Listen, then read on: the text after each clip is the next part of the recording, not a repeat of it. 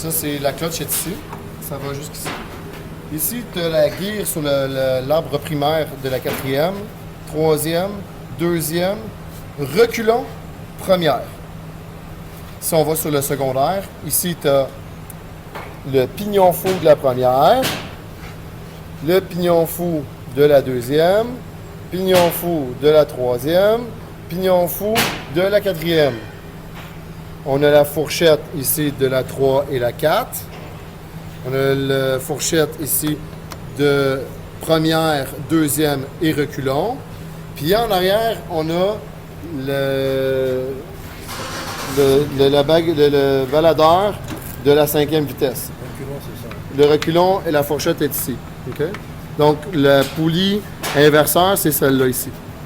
Okay? Quand on insère une vitesse, il ne faut jamais, jamais, jamais que d'autres vitesses soient engagées, sinon ça ne tournera jamais. Ensuite, si je fais juste le chemin cinétique, l'énergie cinétique de la première vitesse, je vais juste en faire une ou deux vitesses. Comme maintenant, je vais faire la première et la quatrième.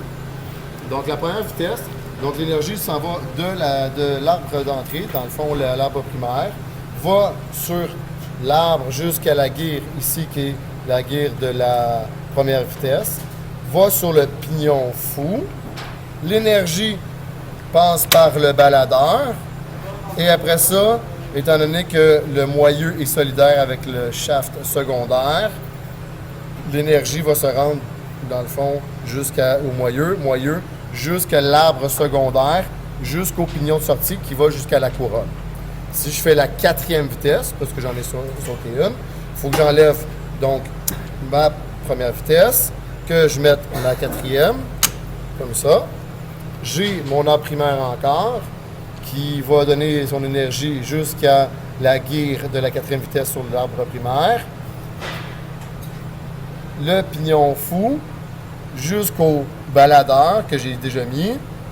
Moyeu de la troisième et la quatrième vitesse, qui est là, qui est solidaire avec l'arbre secondaire. Et après ça, jusqu'au pignon qui va jusqu'à la couronne. Donc le output ici. Fin. Bon.